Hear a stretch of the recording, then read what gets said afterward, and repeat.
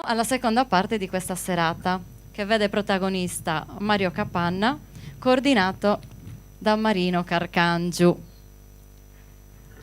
Marino, brevi note biografiche su di te.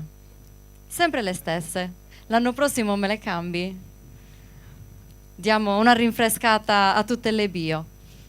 Per tanti anni alla guida dei treni, pensionato, ha 2 figlie e una nipotina. Ha fatto attività politica e amministrativa, è un accanito lettore, predilige gli autori latinoamericani e si rilassa con un buon noir. Attualmente fa attività di volontariato. A voi, Marino e Mario Capanna.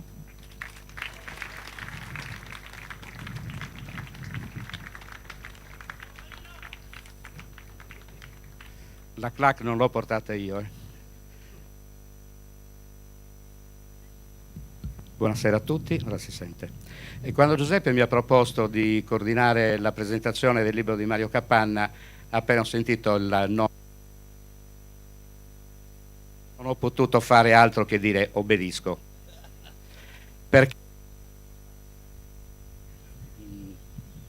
un tecnico? Devo tenerlo schiacciato? No? Sì. Perfetto.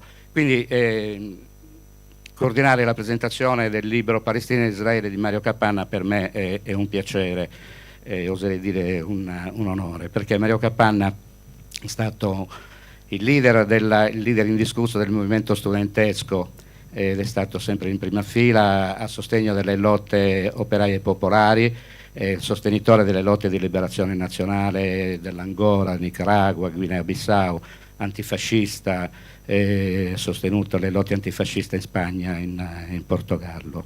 Mario è stato deputato 2 volte al Parlamento nazionale, è stato europarlamentare con il Partito di Democrazia Proletaria. Attualmente non fa politica attiva intesa in senso tradizionale, ma svolge sempre comunque un'attività diciamo, di impegno civile, che comunque può essere definito comunque politico e quindi ecologista e pacifista. È nato e abita a Città di Castello, che ho avuto il piacere di visitare l'anno scorso, non sapendo che era la città di Mario Capanna, altrimenti mi sarei fatto invitare da lui. Il libro che ci presenta stasera Mario Capanna è scritto a 4 mani con Luciano Neri, che non è presente stasera. Luciano Neri è stato responsabile esteri di Democrazia Proletaria, lo ha accompagnato in tanti viaggi, in tante esperienze che hanno compiuto insieme a sostegno del popolo palestinese, diciamo, ma non solo. Mi fa piacere leggere il risvolto di copertina del suo libro, perché credo che racchiuda l'essenza e il messaggio di fondo del libro. Il risvolto di copertina dice così: chi ha fatto fallire gli accordi di Oslo. Gli accordi di Oslo del 93 vennero stipulati fra Rabin e Yasser Arafat con, diciamo così, col beneplacito degli Stati Uniti. Chi ha favorito e finanziato la crescita di Hamas fino alla tragedia attuale? In questo libro Mario Capanna e Luciano Neri riportano la loro esperienza diretta dalla Cisgiordania, da Gaza e da Israele, privi dei condizionamenti della propaganda occidentale. Un viaggio iniziato ormai oltre 50 anni fa, negli anni 70, che ha portato incontri, relazioni e preziose testimonianze dai territori occupati, documentando in modo rigoroso e con numerose fotografie le responsabilità nella mancata soluzione del conflitto. Gli autori mostrano con chiarezza che l'unica alternativa a una guerra che sembra destinata a durare in eterno è la pacifica creazione di un vero Stato palestinese che possa convivere con quello di Israele. La prima domanda che faccio a Mario: quando è che hai per la prima volta portato la tua attenzione e il tuo impegno al sostegno del popolo palestinese? Prima, no, io mi alzo perché ci guardiamo meglio negli occhi. E prima di entrare nel merito, io volevo esprimere il mio compiacimento per Strangius, che è tutta la cosa che il sindaco ha illustrato, che Giuseppe Manias dirige, eccetera. Perché la mia convinzione, girando un po' per il nostro paese, è che sono proprio queste realtà che poggiano essenzialmente su un impegno di volontariato che tengono a galla culturalmente il paese. Sono mille, no? Strangius in giro e così via. Non è certo il Ministero della Cultura che tiene a galla, no? Ma sono appunto queste realtà. E per cui ho visto ad esempio con piacere anche il coinvolgimento di moltissimi ragazzi, giovani, ragazze, eccetera. E questo vuol dire che la cosa è sentita in profondità ed è quindi vissuta con diciamo partecipazione e convinzione. E questo mi fa andare via domani con un elemento di speranza in più, diciamo, perché ha detto molto bene il vostro sindaco: i denari impegnati in questo tipo di iniziative sono i soldi meglio spesi, perché significano voler contribuire all'elevamento della cultura, quindi degli animi, degli spiriti dei propri concittadini. Detto questo, io conosco per la prima volta Yasser Arafat nel 1970, quindi stiamo parlando della preistoria, quando ancora non era stato da poco eletto presidente dell'Organizzazione per la Liberazione della Palestina. Io venni e partecipai ad Amman, capitale della Giordania, a un congresso dei giovani studenti palestinesi. Io vi rappresentavo il movimento studentesco milanese e ovviamente i lavori furono conclusi da Arafat con un accorato intervento di grande speranza sul futuro della Palestina e soprattutto dei suoi giovani figli, e in un momento però che era già drammatico, perché era il settembre nero, cosiddetto, del 1970, quando i beduini di Re Hussein avevano cominciato a sparare contro i palestinesi che si erano rifugiati in Giordania. Tant'è che quando ci accompagnarono all'aeroporto, ovviamente con delle jeep super armate e così via, perché erano già in corso i combattimenti, si vedevano colonne di fumo, si udivano colpi di cannone e così via, quindi fu un momento drammatico. Ma se mi permettete, io voglio approfittare di questa cosa per dire in un sintesi particolare ciò che si propone il libro. Questo libro dice quelle cose che l'Occidente non vuole sentirsi dire, che non dice e che non vuole nemmeno sentirsi dire. È un libro che non parla per sentirlo dire, come ha accennato benissimo il nostro illustre presentatore, parla per aver vissuto, toccato con mano, in circa 50 anni di impegno, più di mezzo secolo, diciamo, di continui contatti, viaggi, incontri con palestinesi e israeliani pacifisti, cercando di tessere una rete che portasse al superamento degli odi, dei rancori, delle difficoltà. E ad esempio dice delle cose appunto che quell'Occidente che posso elencare in rapidissima sequenza. Noi abbiamo sempre considerato i nostri fratelli sia gli israeliani che i palestinesi, ma è evidente, il libro lo dice chiaro, che quando un fratello opprime l'altro è dalla parte della vittima che bisogna stare, e così abbiamo fatto, senza però mai dimenticare anche le ragioni del fratello oppressore, diciamo. Beh, oggi, non so voi, ma io ad esempio faccio fatica la sera ai telegiornali a vedere le immagini strazianti di quello che sta avvenendo. Siamo davvero al di là del bene e del male, no? Cioè, mentre in natura, come dire, il gioco del gatto con il topo è appunto naturale, quando a giocare sono gli uomini contro gli altri uomini non è più un gioco, è un assassinio. E lo sterminio che sta avvenendo grida davvero, diciamo, vendetta nel cuore e nella mente di tutti i popoli della terra. Però quello che voglio mettere in rilievo è che ad esempio poco viene detto, mai nei nostri telegiornali, che una delle caratteristiche di Israele è che è il paese che ha il record mondiale di violazioni delle risoluzioni dell'ONU. Eppure vi risulta che abbia avuto diciamo qualche punizione, qualche sanzione. Faccio l'esempio, no? La Russia invade l'Ucraina, sanzioni a valanga. Europa, Stati Uniti. Contro Israele nemmeno un buffetto. Anzi, ogni volta che in seno alle Nazioni Unite viene proposta una risoluzione che in qualche modo lo condanna o lo richiama comunque ad avere dei comportamenti più ligi nei confronti del diritto internazionale, gli Stati Uniti mettono il veto e quindi la soluzione non passa e non diventa esecutiva. E voi capite che il mondo guarda, vede e dice: ma a che gioco giocate? Voi, Europa, e Stati Uniti e compagnia bella. Israele non ha una Costituzione, nel senso che nel 1948, quando fu costituito, ci fu un dibattito intorno a questo problema, la cui conclusione fu: non ci occorre una Costituzione, giacché ci bastano i precetti contenuti nella Torah, cioè i primi 5 libri del Vecchio Testamento, che i cristiani chiamano Pentateuco, tra cui il Deuteronomio, l'Esodo ed altri, dove nei pochi casi in cui Dio parla direttamente nella Bibbia, si dice: io ti do la terra di Israele, che è per tuo possesso ereditario, quindi per sempre, e tu ti è lecito cacciar via coloro che la occupano prima di te. Guardate, che cosa sta facendo il governo di Netanyahu? Applica esattamente questi principi indicati nel Vecchio Testamento.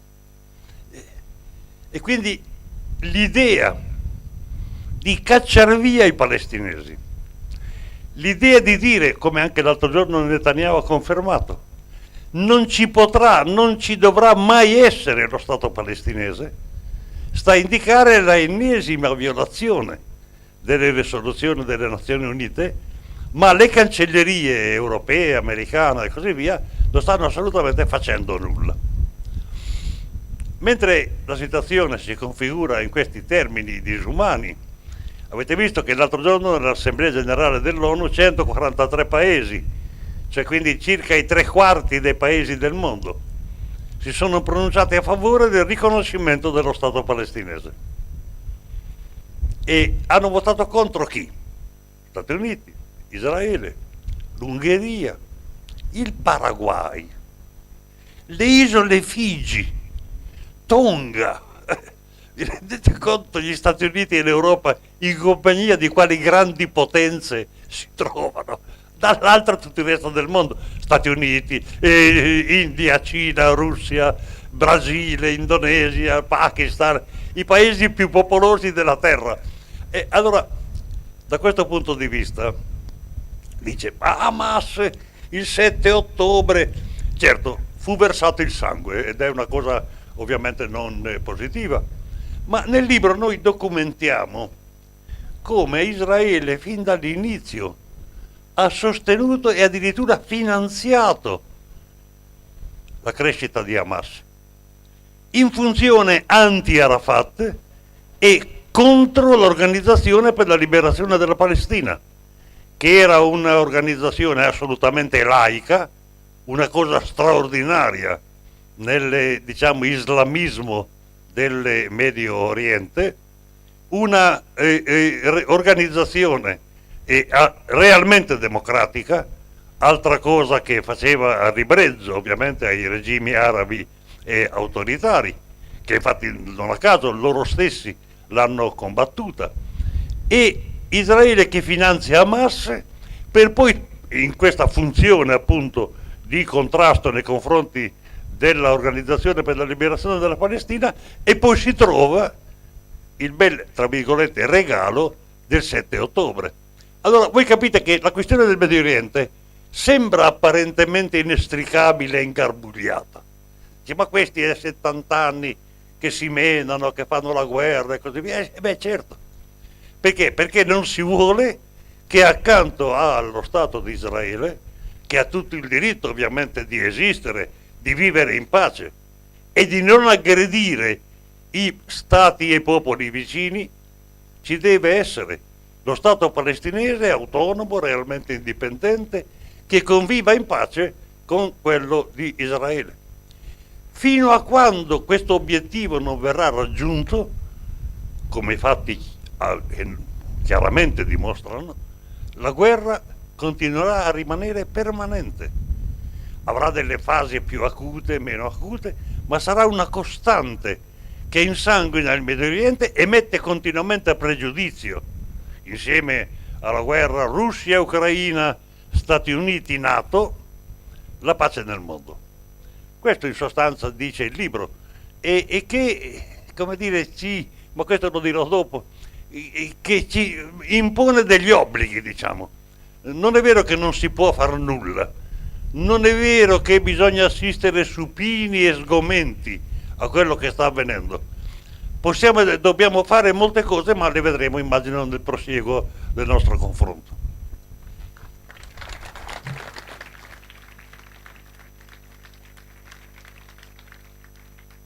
Mario ci ha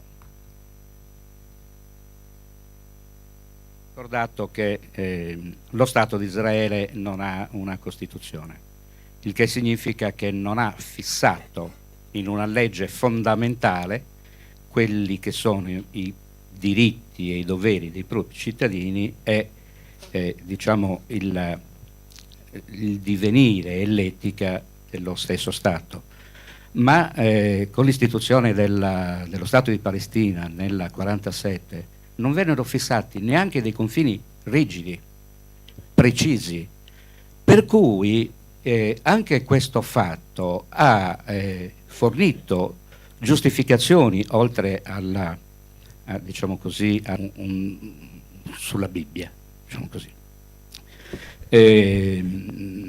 nel modo più assoluto. Anche perché storicamente di quello che gli integralisti sionisti, più integralisti, rivendicano, cioè la civiltà, il Tempio di Salomone, le mura di Gerico, tutto questo, che gli archeologi non hanno trovato niente.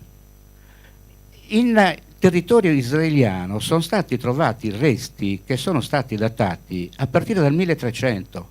Per cui anche quella storiella su cui si basa nel 47-48 ha inizio la deportazione dei palestinesi.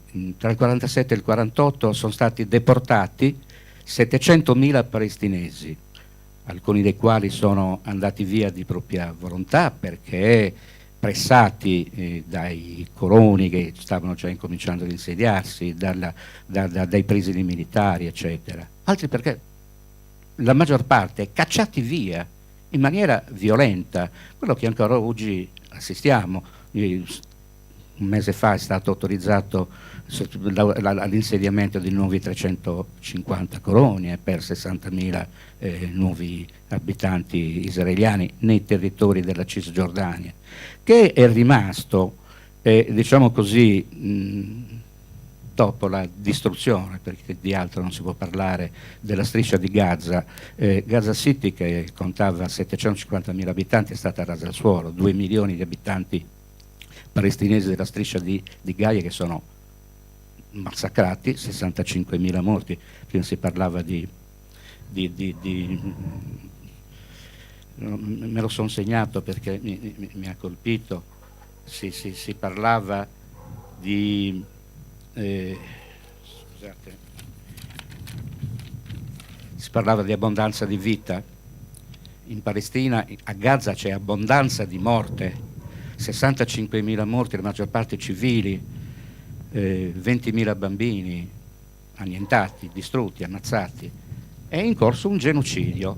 Quello che diceva Mario, che quello che non si vuole dire, che non si vuole raccontare, che non si vuole ammettere, è che c'è in corso un genocidio che è iniziato appunto 47 e 48, ma oggi ha proprio le caratteristiche di un genocidio, sostenuto di fatto, obiettivamente, dall'Occidente, da noi potenze occidentali, Stati Uniti in testa.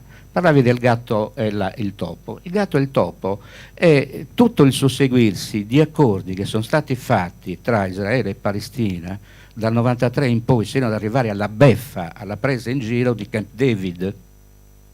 Quindi, se gli accordi di Oslo del 93 potevano aver aperto una speranza realistica di perlomeno di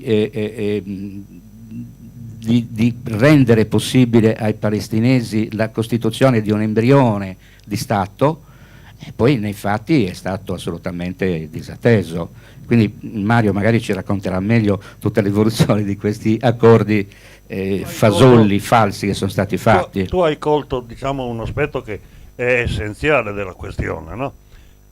Quando si ricorda appunto, come si ha fatto Marino adesso e nel libro è ampiamente argomentato il perché, Israele che non ha mai fissato i confini, è l'unico Stato al mondo che non ha mai fissato i confini. Ma com'è possibile? C'è una ragione, no? Nel senso che non fissandoli, ad ogni guerra li allarghicchia un po'. Per cui adesso si pensa di annettere la Cisgiordania, si sono annesse varie parti della Siria,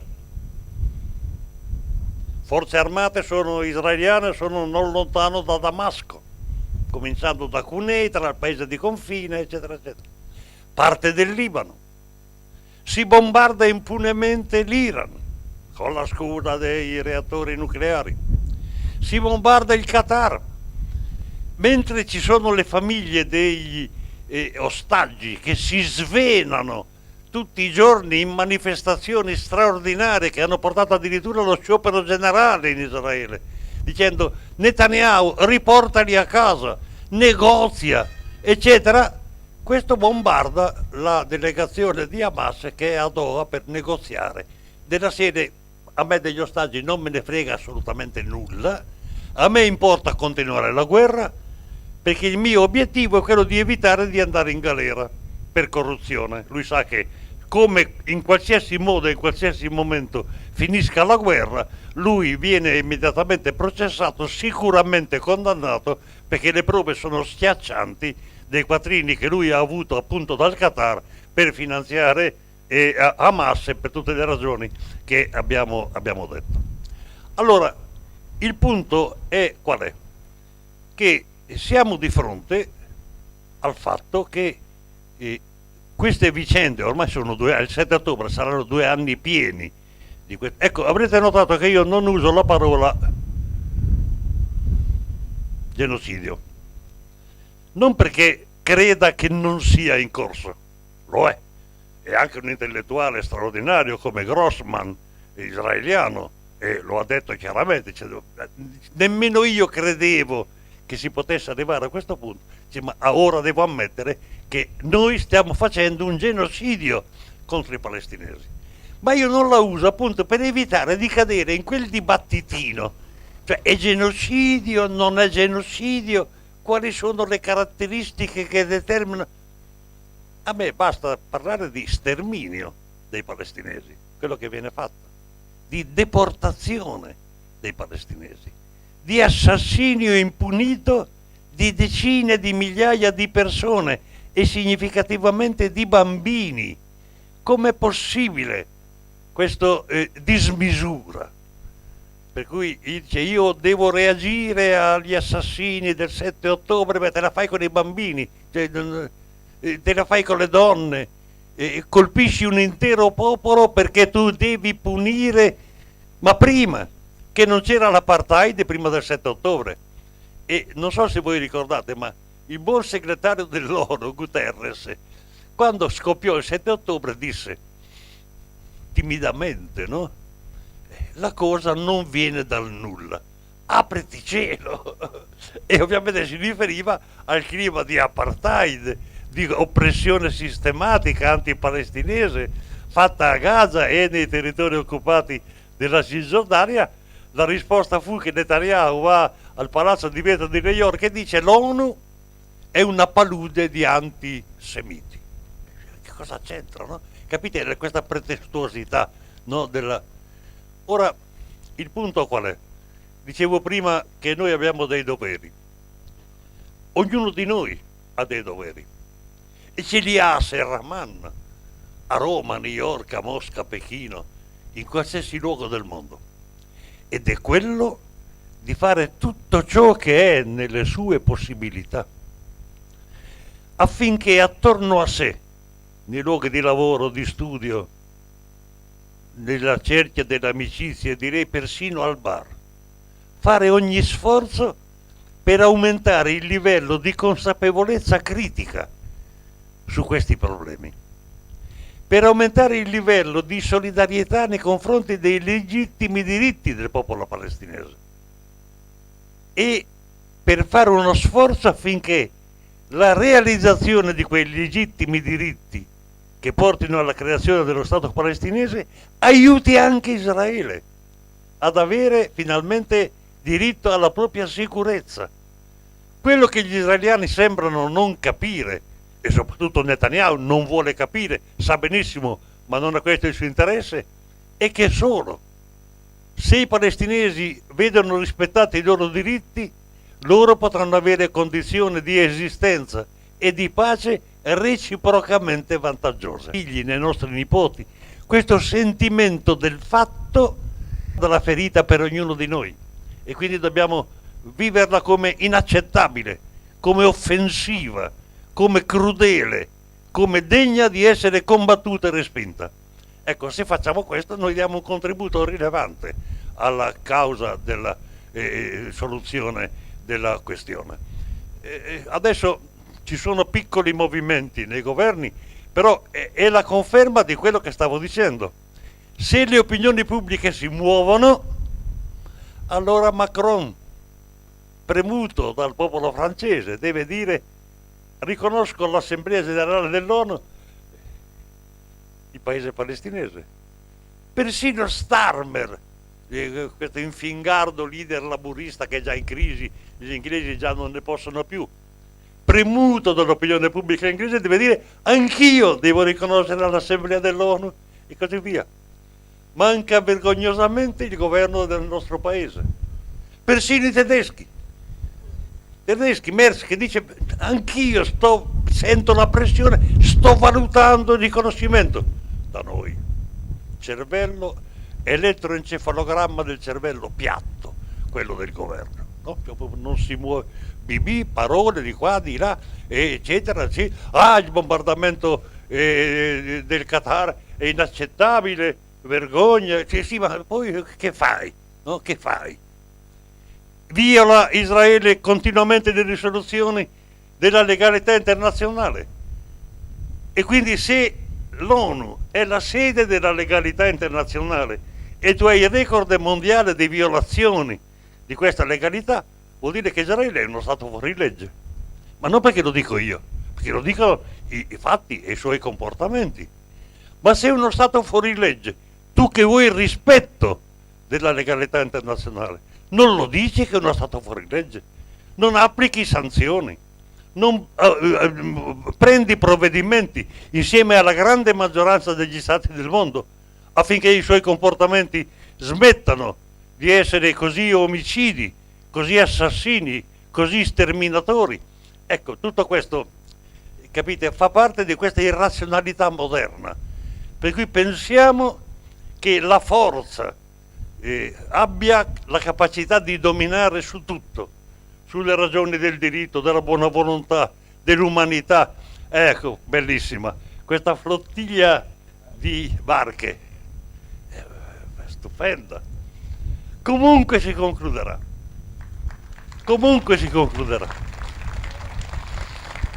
Israele ha detto: noi li consideriamo terroristi. E io ho scritto: da che pulpito la predica, no? Siete voi specialisti in materia, no?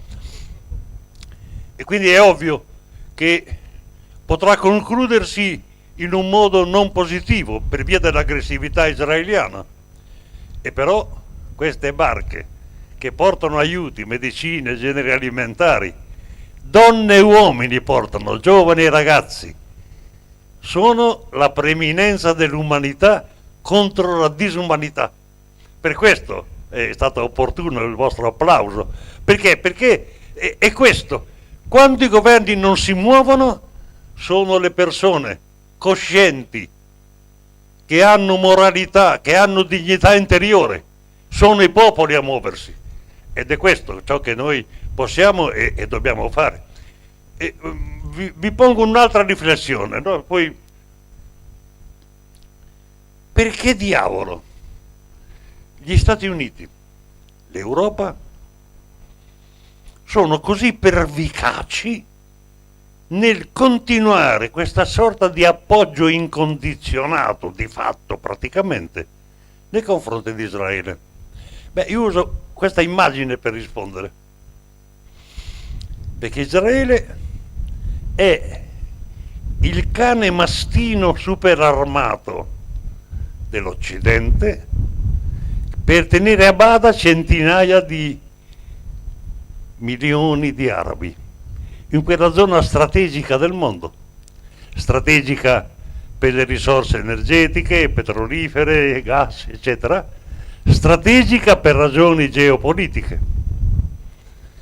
E poiché questa è la ragione, si spiega il perché dell'uso continuo del diritto di veto in seno al Consiglio di sicurezza dell'ONU da parte degli Stati Uniti e gli appoggi sotto ogni profilo che essi elargiscono a Israele, in armi, in finanze.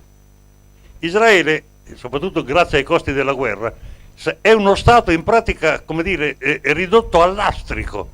Se non avesse i rubinetti finanziari degli Stati Uniti, aiuti militari, diplomatici, di ogni genere. E allora, di fronte a questo, io dico, parlando in termini per così dire mafiosi, no? Come fanno i mafiosi, dice, ma Netanyahu è il guappo di quartiere, cioè io non ce l'ho tanto con lui, è il guappo di quartiere Netanyahu, la cupola è a New York e a Bruxelles, questa è la realtà. E allora noi dobbiamo assolutamente, come europei, come sardi tenaci, come italiani che non si arrendono, portare il nostro fermo contributo affinché si rimuova questa incrostazione delle irresponsabilità dei governi e delle cancellerie occidentali. Vedete, siamo in maggioranza nel mondo, perché come ho già detto, i popoli di 143 paesi, quindi circa 3/4, la pensano in questo modo. Dobbiamo far sì che questa maggioranza dei sentimenti diventi maggioranza politica. E come ho detto, il fatto che Francia, Gran Bretagna, Germania addirittura, Portogallo si è aggiunto, eccetera, insieme agli altri paesi che lo hanno già fatto, vogliono riconoscere il diritto dello Stato palestinese ad esistere, sta a significare che il lavoro, lo sforzo di presa di coscienza da parte di ciascuno di noi non solo è efficace, ma è a tal punto efficace da indurre dei cambiamenti finalmente in quelle sorde cancellerie che fino all'altro giorno appoggiavano in modo assolutamente acritico la prepotenza israelo-americana. E quindi, poiché la situazione è questa, dobbiamo continuare a lavorare con tenacia e credendo fino in fondo che possiamo dare un contributo fondamentale al raggiungimento della pace in Palestina e in Medio Oriente.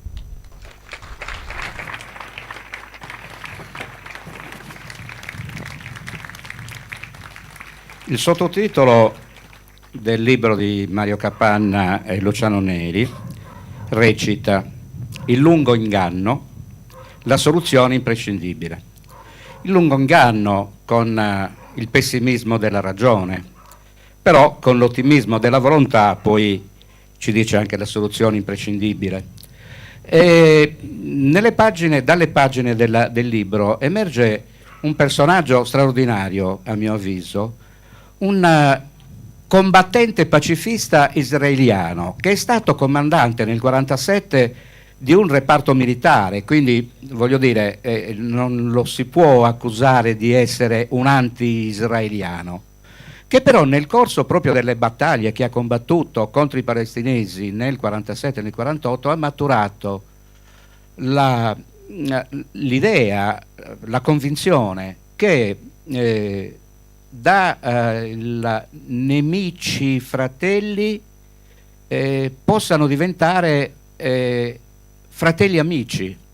E quindi per tutta la sua vita, è morto un paio d'anni fa, 94 anni mi pare, ha combattuto questa sua battaglia pacifista in Israele. È stato oggetto di un attentato da parte di un estremista integralista, sionista, lo ha ridotto quasi in fin di vita, però ha continuato sino agli ultimi giorni della sua vita a combattere questa sua battaglia pacifista per far sì che diciamo si svegliasse la coscienza dei suoi concittadini. C'è un movimento pacifista in Israele, però è anche vero che Netanyahu è il primo ministro da 20 anni. Se è il primo ministro da 20 anni vuol dire che la maggioranza degli israeliani lo votano. Per cui, ecco, con l'ottimismo della volontà io mi auguro che i cittadini israeliani cambino orientamento e diano una batosta a Netanyahu, anche se non credo che sarà risolutivo poi del problema, visto chi ci sta alle spalle, insomma. Nel libro Mario ci racconta anche qualche, vista voglio dire, la pesantezza, scusatemi il termine, dell'argomento che trattiamo oggi, cioè le sofferenze del popolo e lo sterminio del popolo palestinese, ma c'è nel libro qualche episodio che lui racconta, come dire, che ci fa anche ci alleggerisce un pochino la lettura. Ci vuoi raccontare qualcosa di questa tua avventura a Ramallah insieme alla Commissione Esteri della Camera? No, io rido, ma in realtà era drammatica.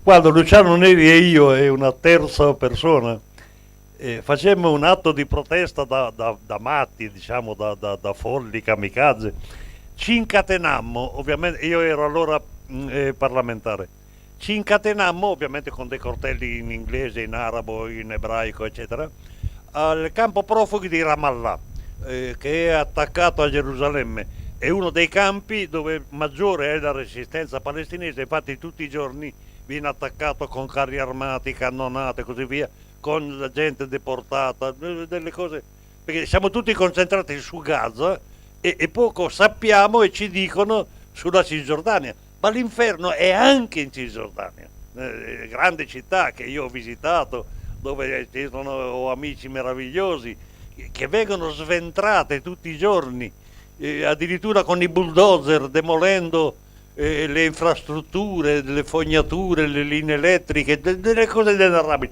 E ci incatenammo all'insegna di questo principio, appunto, che noi consideriamo nostri fratelli, i palestinesi e gli israeliani, ma che è arrivato il momento che un fratello smetta di opprimere l'altro.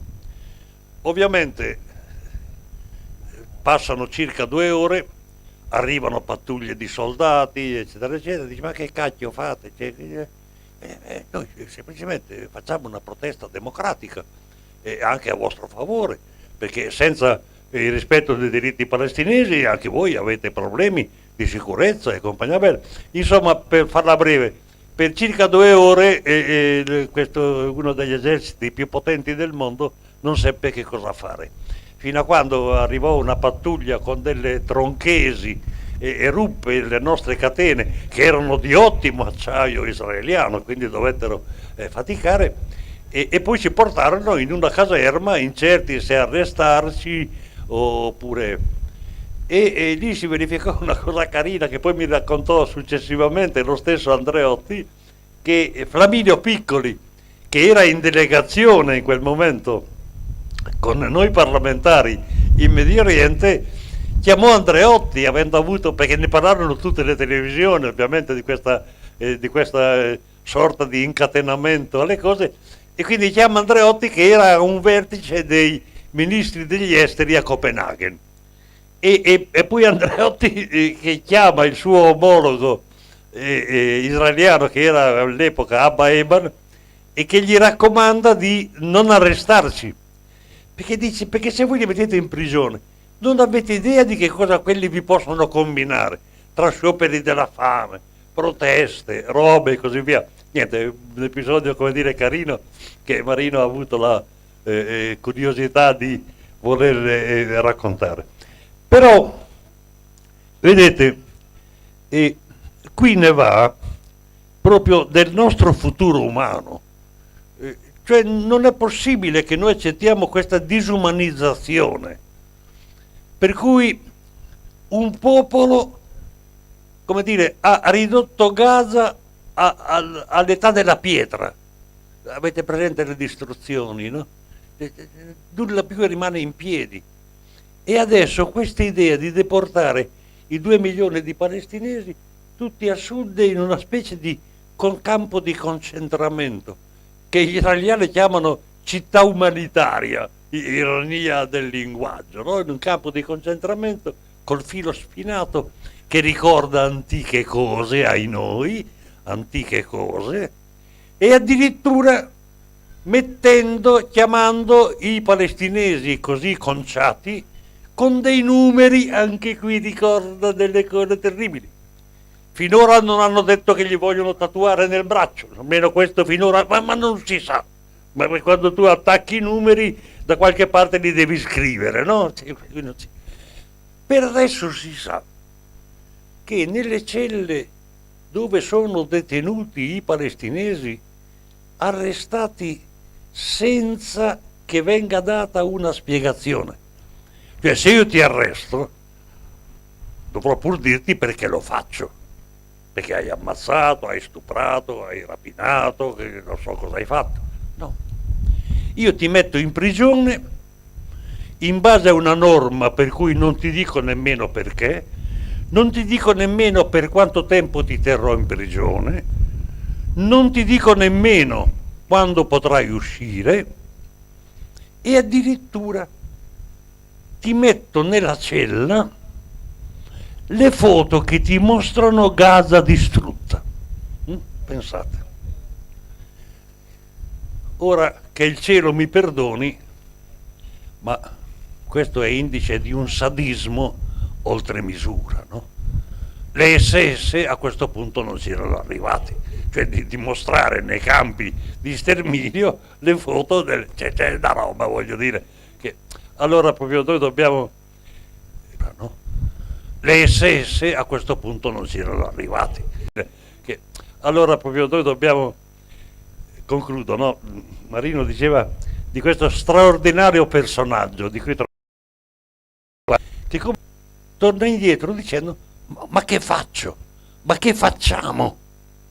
Non può essere questa la strada. Noi dobbiamo convivere, che dobbiamo creare le condizioni di fratellanza tra i due popoli, non spararci addosso. E da quel momento spende la sua vita diventando pacifista. È il primo israeliano che incontra Yasser Arafat. Guardate che non era facile, perché era suscettibile di arresto per aver incontrato il, tra virgolette, nemico. Infatti viene fermato e poi sull'onda della indignazione popolare rilasciato poche ore dopo. E che subisce attentati che per un pelo gli hanno evitato di fare la fine di Rabin. Viene accoltellato 2 volte da estremisti di destra ebraici, perché appunto lo consideravano troppo filo palestinese. Persona di intelligenza incredibile. Noi ci siamo conosciuti e amati fino in fondo, tra l'altro con uno spirito ironico, con una intelligenza, con una capacità di capire le ragioni altrui, di immedesimarsi in questa volontà di convivenza pacifica tra popoli. Quindi una persona proprio straordinaria. Ecco, in Israele vi è oggi questo filone, diciamo, di razionalità, di umanità, riguarda diversi intellettuali, vari settori della società, purtroppo ancora maledettamente minoritari, evidente, perché altrimenti Netanyahu sarebbe già stato defenestrato. Non c'è ancora, però è in crescita. E quindi noi, tra i nostri doveri di ognuno di noi, che elencavo prima, che non ripeto, c'è anche quello di aiutare, dare tutto l'aiuto possibile affinché diventi prevalente in Israele questo movimento pacifista di ricerca di fraternità, di ricerca di convivenza pacifica tra i due popoli, e quindi come un contributo, diciamo, decisivo alla soluzione del Medio Oriente e alla minaccia che da lì deriva rispetto alla pace mondiale. E quindi vedete quanto, diciamo, cammino ancora possiamo e dobbiamo fare, ma direi che questo è il modo giusto per comportarci da donne e uomini che camminano con la spina dorsale dritta e mai curva.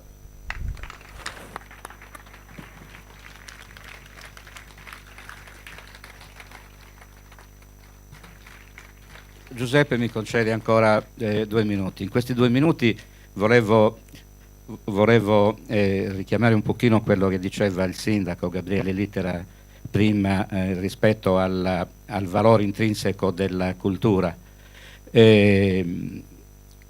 La cultura e l'arte, insieme alla flottiglia, insieme alle manifestazioni di piazza, insieme alle pressioni che le popolazioni più sensibili possono fare nei confronti dei governi per appunto sostenere la causa palestinese, anche l'arte e la cultura possono fare la loro parte. Noi stasera ne siamo una dimostrazione. A luglio a Serramanna si è tenuto il Film Festival Serramanese, una serata è stata dedicata alla cinematografia palestinese. È stato nostro ospite il rappresentante, il presidente dell'associazione Sardegna-Palestina, un medico palestinese che sta in Sardegna da tantissimi anni, per cui anche quello è stato un momento e uno strumento di sensibilizzazione a favore della causa palestinese. Io credo che Mario sia stato assolutamente esaustivo rispetto ai contenuti del suo libro e rispetto al suo impegno a favore della causa palestinese.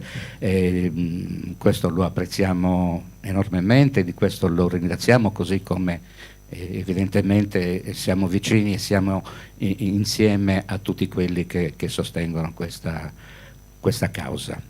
Per cui grazie per l'attenzione. Non so se Giuseppe mi dice che abbiamo concluso. No, grazie a Mario. Io ho incontrato casualmente stamattina Mario alla mostra del casino. Una cosa che dimenticavo di dire: nel libro ci sono bellissime fotografie di Uliano Lucas, che è uno dei più grandi fotografi viventi in Italia, insomma, che li ha accompagnati nei loro viaggi.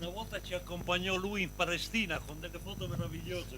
Sono bellissime foto. Poi giusto volevo omaggiare Mario Capanna di un mio volume personale, il cui titolo dice, penso che lo conosciamo tutti a Serramanna, e penso che la maggior parte di noi abbia anche questo testo: Bonaventura Pinna, un idealista del suo tempo, così come lo è stato e lo è Mario Capanna.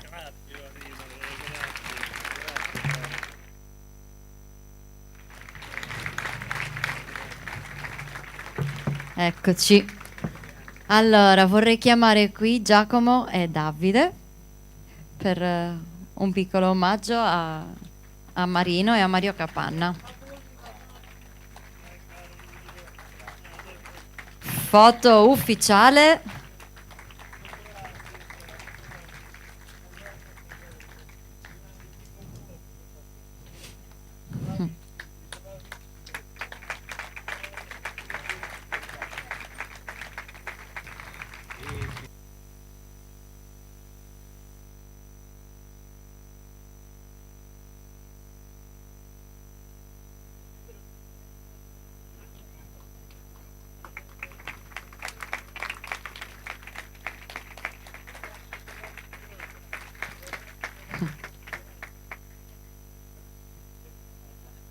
Grazie ancora a entrambi. Allora, vorrei chiamare qui Tom Pes, il nostro, prego, Il nostro padrone di casa di quest'anno non è lei il padrone di casa, è il Signore.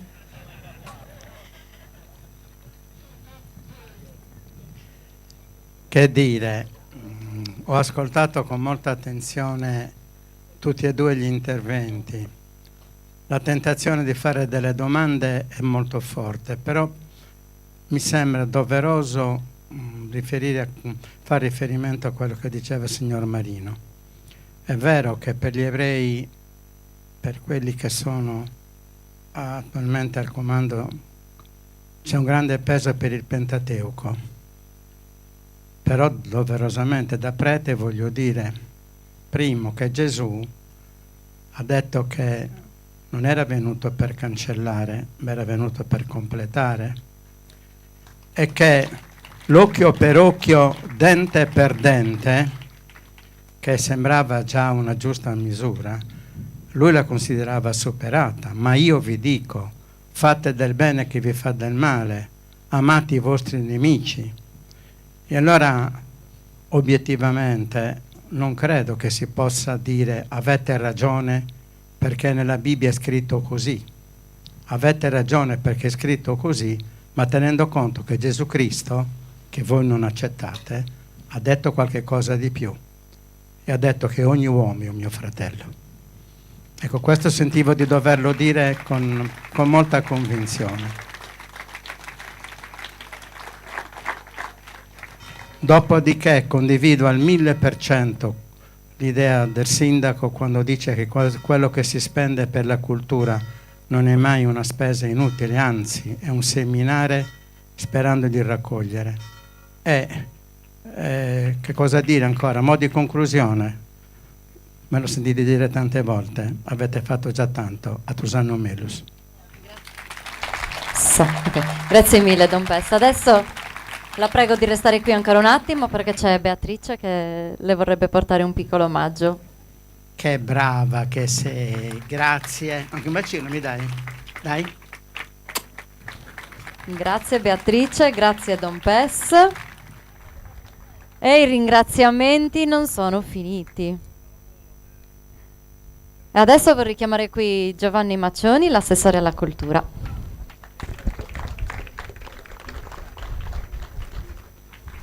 Grazie, buonasera a tutti. Io volevo iniziare ringraziando Mario Capanna per i complimenti che ci ha fatto, alla nostra comunità e anche al nostro festival. Noi continuiamo a ricevere giornalmente questi complimenti da parte degli autori che vengono a visitarci e sono complimenti rivolti soprattutto alla comunità di Serramanna e naturalmente al festival. Il Festival Strangius alla sua 8ª edizione nasce normalmente nella sua organizzazione a febbraio, quindi c'è un gruppo di persone che presentano il progetto alla regione e poi continuano a lavorare durante tutto diciamo, il periodo primaverile e anche estivo. Questo, il grande lavoro naturalmente viene svolto da chi costruisce il programma di questo festival. Quest'anno la regione insomma, ci ha dato l'ok, ci ha finanziato il nostro festival. Il nostro festival è il secondo festival più finanziato in Sardegna, insomma. Abbiamo ricevuto insomma, questa risposta un po' in ritardo quest'anno, quindi anche la partenza del festival è avvenuta un po' in ritardo, però la cosa che ci ha colpito in maniera particolare è stato il fatto che abbiamo fatto la prima riunione di inizio del festival 2 settimane prima dall'inizio del festival. Abbiamo convocato tutte le associazioni, tutte le persone che sono coinvolte direttamente in questo festival qua. E quando abbiamo fatto questa riunione tutte le persone già sapevano cosa dovevano fare. Quindi sono bastate solo 2 settimane veramente per costruire ancora una volta un grande festival. Stiamo crescendo, stanno crescendo tutte le persone che lavorano all'interno di questo festival stanno crescendo. Ogni anno si aggiungono nuove persone, stiamo cercando di coinvolgere sempre di più i giovani. Ma appunto questo è il risultato del Festival Strangius. Il Festival Strangius è appunto un festival dove partecipa la comunità serramannese, partecipano le associazioni, partecipano i volontari che come ogni anno vogliamo ringraziare singolarmente, perché meritano veramente di essere ringraziati singolarmente. Partiamo dall'Associazione Internazionale della Terra Cruda, che è l'associazione che coordina questo festival e soprattutto si occupa di tutta quella fase, diciamo, più antipatica del festival, che è la fase della rendicontazione. Però diciamo che il cuore pulsante di questo festival è sicuramente il nostro direttore artistico, Giuseppe Manias, a cui chiederei di fare un grande applauso. Poi dietro le quinte abbiamo Deborah Succa, che è la responsabile della comunicazione, Luca Crippa, che si occupa della progettazione grafica, quindi tutto il manifesto, l'immagine che vedete qua dietro è stata creata da Luca Crippa. La coordinatrice delle serate, Fanny Cuveddu, che ci ha accompagnato durante questa settimana, il coordinatore dello staff Nicola Porceddu, che si occupa tutti i giorni, insomma, di coordinare un gruppo di persone che tutti i giorni devono spostare e devono muovere tutta quella che è l'organizzazione di questo festival. Andiamo avanti con la fotografa ufficiale, che è Giulia Camba, a cui farei veramente un grande applauso per le immagini che ci regala tutti i giorni. Potete seguire sia sui social le foto che insomma lei scatta tutti i giorni. L'ha detto il servizio streaming Edoardo Volpe, che chiederei insomma di farsi vedere. L'ha detti audio Simon Medda, eccolo là, Antonella Zanni, Federico Furcas. Gli artisti, autori, premi letterari Marina Puzzolu e Alessio Murgia, che ha creato una penna ad hoc per il nostro festival. A Serramanna è unica radio i media partner ufficiali. Continuiamo con i ringraziamenti dei proprietari delle case. Come sapete, il festival si svolge ogni giorno in una casa diversa. Insomma, veniamo ospitati da delle famiglie che mettono a disposizione le loro case, quindi Martina Lasio, Paola Abis, Riccardo Lasio, Francesca e Alessio Pacini, Daniele Spiga e Manuela Serra, che sono stati quest'anno le new entry che hanno aperto la loro casa per noi. E poi naturalmente il grande lavoro che fanno i coordinatori delle presentazioni, Maria Grazia Medda, Manuela Orru, Marino Carcangiu, Maria Grazia Cossu, Valeria Melis, Michela Rigi, Francesco Guerreschi, Federico Serratore, Federica Sorgia, Elisabetta Frongia, Fanny Cuveddu, Alessio Onnis, Elenia Perra, Raffaella Marzano e Sergio Laguilli della Casa della Poesia Baronissi, e infine Elisa Carboni, che insomma è stata oggi protagonista.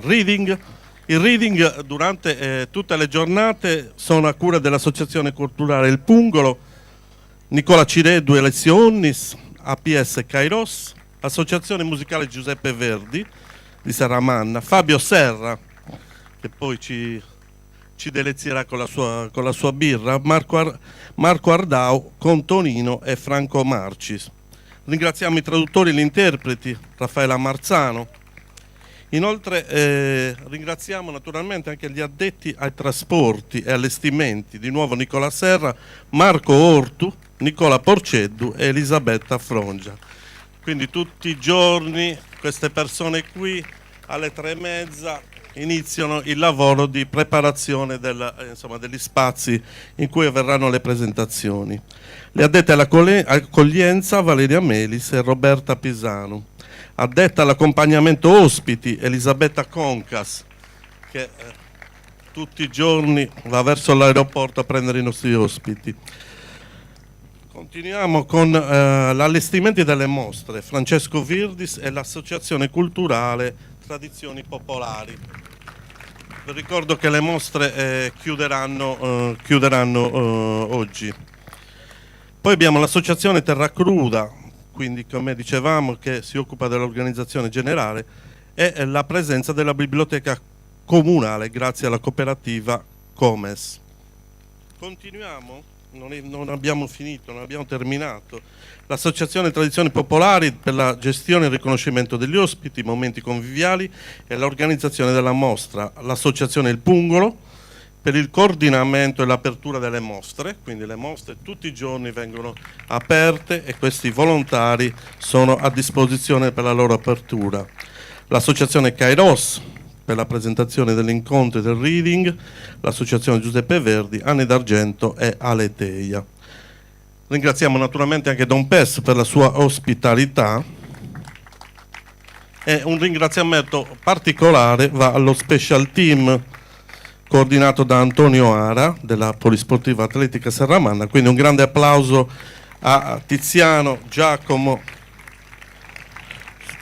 Davide, Gianluigi e Diego, che consegnano tutti i giorni i nostri premi. I festival partner del Festival Strangiu sono il Festival del Monreale di San Gavino, il Festival Licanias di Neoneli e il Festival Autobiografico Anghiari e il Festival Tesori Fumetti di Pimentel.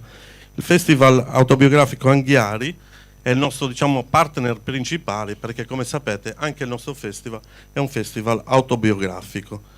E naturalmente un grande ringraziamento va alle persone che lavorano all'interno degli uffici comunali, quindi all'interno della casa comunale, che insomma si sono prodigati per far sì che questo festival si svolgesse. E un grazie molto caloroso va naturalmente ai miei colleghi dell'amministrazione comunale e al nostro sindaco. E un grande grazie anche a Loretta che insomma quest'anno ha lavorato con me. Quindi spero di non aver dimenticato nessuno. Di nuovo grazie a tutti. Sì, dimenticavo qualcuno, dimenticavo naturalmente il pubblico che ci ha seguito durante tutte queste serate. Quindi grazie davvero. E come dice Don Pes, atrus annus mellus. Grazie Giovanni.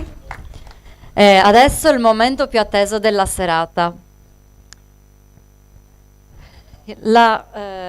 L'annuncio del tema dell'anno prossimo. Con Tiziano, non me lo aspettavo da te, leggi tu? Vai. Allora. Dal terzo classificato. Dal terzo classificato Con 46 punti, l'arte della guerra. Te lo tengo io, ti faccio da valletta. Grazie Fanny. Il secondo la terra con 86 punti. Poi il primo? Sì. Il primo insegnamenti con 88.